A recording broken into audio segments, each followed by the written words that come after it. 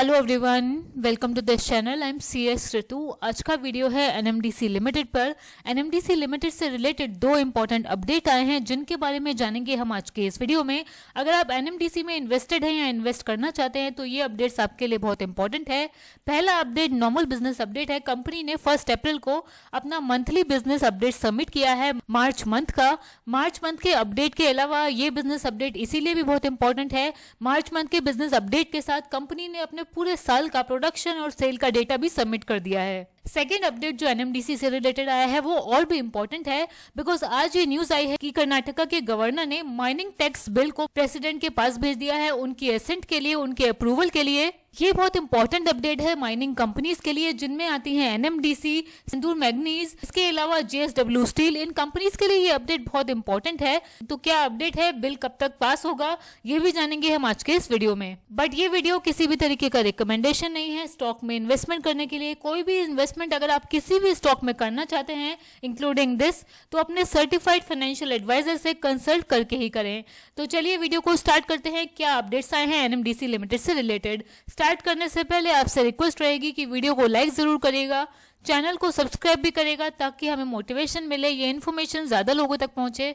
तो सबसे पहले बिजनेस अपडेट की बात करें तो 1 अप्रैल को कंपनी ने अपना प्रोडक्शन और सेल्स का आयरन ओर का प्रोविजनल डेटा सबमिट किया है मार्च 2025 का और अप टू मार्च 2025 का। तो चलिए जानते हैं कैसा डेटा है। पहले हम मार्च क्वार्टर का डेटा समझ लेते हैं।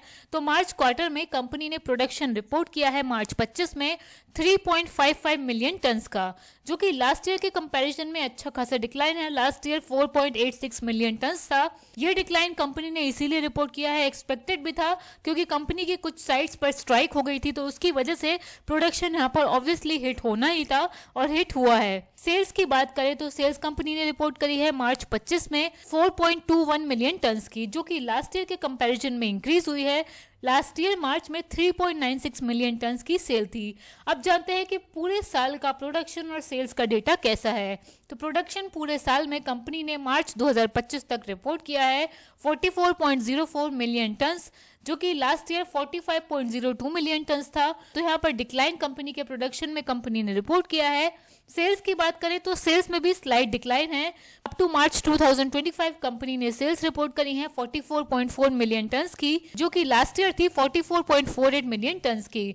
तो मंथली बेसिस पे कंपनी का प्रोडक्शन गिरा है, सेल्स हालांकि इंप्रूव हुई हैं। एंड क्यूमुलेटिव बेसिस की बात करें तो प्रोडक्शन में भी डिक्लाइन है लास्ट ईयर से एंड सेल्स में भी स्लाइट डिक्लाइन है लास्ट ईयर से। एंड कंपनी के कुछ ऑफिसेस पे जो स्ट्राइक चल रही थी वो भी खत्म हो गई है। इसका इंटीमेशन कंपनी ने स्टॉक एक्सचेंजेस को 21 मार्च 2025 को दे दिया था।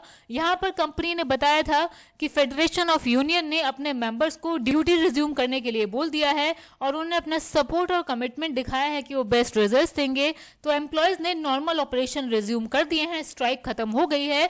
हर एक प्रोजेक्ट पे, जिन जिन प्रोजेक्ट पे ये स्ट्राइक चल रही थी। आगे बढ़ने से पहले अगेन आपसे रिक्वेस्ट है, चैनल को सब्सक्राइब जरूर करिए, इससे हमें मोटिवेशन मिलता है। अब जानते हैं कि क्या अपडेट आया है कर्नाटका माइनिंग टैक्स बिल से रिलेटेड। कर्नाटका गवर्नर ने ये माइनिंग टैक्स बिल प्रेसिडेंट को भेज दिया है उनके अप्रूवल के लिए, उनकी एसेंट के लिए। कर्नाटका के गवर्नर थावर चंद गहलोत जी ने ये रिजर्वेशन दिखाया है कि स्टेट गवर्नमेंट जो माइनिंग टैक्स बिल लाना चाहती है उससे एंक्रोचमेंट होगा स्टेट लेजिस्लेचर का, बिल का। गवर्नर साहब ने यहाँ पर ये कहा है कि कर्नाटका गवर्नमेंट इस बिल के थ्रू ह्यूज टैक्सेस लगाना चाहती है, अपने कॉफर्स को भरना चाहती है, अपने आप को एनरिच करना चाहती है। उन्होंने ये भी पॉइंट आउट किया है कि मटेरियल रिसोर्सेज की ओनरशिप और कंट्रोल कम्युनिटी का होना चाहिए और इनको कम्युनिटी में डिस्ट्रीब्यूट करना चाहिए। उनके बेनिफिट्स के लिए इनका डिस्ट्रीब्यूशन होना चाहिए। मिनरल रिसोर्सेज पैसा कमाने का जरिया नहीं होने चाहिए। इन्हीं सब रिजर्वेशंस की वजह से कर्नाटका के गवर्नर थावर चंद गहलोत जी ने ये बिल प्रेसिडेंट को भेज दिया है उनकी एसेंट के लिए। इसकी वजह से अब क्या होगा, इसकी वजह से अब ये होगा कि एक प्रोसीजर अब गवर्नमेंट को फॉलो करना पड़ेगा और ये प्रोसीजर 6 महीने से ज्यादा भी चल सकता है इस पर फाइनल डिसीजन आने से पहले। तो सीधे सीधे शब्दों में अगर कहें तो अब डिले होगा माइंस और माइनिंग लैंड पे टैक्स लगाने में कर्नाटका गवर्नमेंट को। कर्नाटका स्टेट इस प्रपोज्ड बिल से एस्टिमेटेड जो अर्निंग करेगी वो है अराउंड 4713 करोड़। तो अगर ये बिल लग जाता है, ये बिल एप्लीकेबल हो जाता है, तो कर्नाटका गवर्नमेंट के लिए ये बहुत बेनिफिशियल होगा।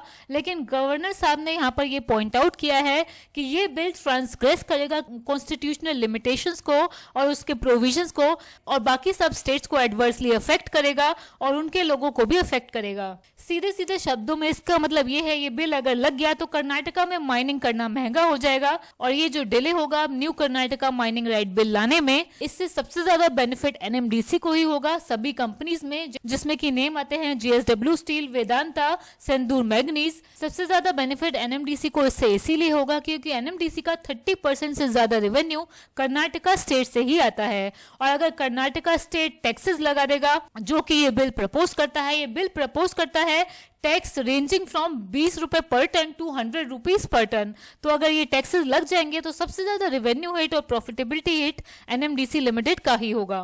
तो अब बिल में डिले हो गया है, तो अब फाइनल प्रोसेस क्या फॉलो होगा ये भी समझ लेते हैं। प्रेसिडेंट या तो इस बिल को अप्रूव कर देंगे या अपनी एसेंट विदहोल्ड कर लेंगी या अपना अप्रूवल इस बिल को नहीं देंगे। और प्रेसिडेंट ये भी डायरेक्ट कर सकती है गवर्नर को कि बिल को स्टेट गवर्नमेंट को यानी कि कर्नाटका गवर्नमेंट को वापस कर दिया जाए रिकंसीडर करने के लिए। उसके बाद स्टेट लेजिस्लेचर के पास 6 महीने होंगे इस बिल को रिकंसीडर करने के लिए और दोबारा प्रेसिडेंट के पास भेजने के लिए। जैसे कि गवर्नर ने इस बिल को अप्रूव नहीं किया है, अपने कंसर्न्स दिखाए हैं, वैसे ही प्रेसिडेंट के लिए भी कोई ऑब्लिगेशन नहीं है कि वो इस बिल को अप्रूव करे या रिकंसीडर्ड बिल को अप्रूव करे। जिसका मतलब ये है कि ये बिल रिजेक्ट भी हो सकता है और वॉइड भी हो सकता है, यानी कि खत्म भी हो सकता है अप्रूवल ना मिलने की वजह से। तो इस पर जैसे जैसे और अपडेट्स आएंगे हम आपको अपडेट जरूर करेंगे। आज के वीडियो में इतना ही।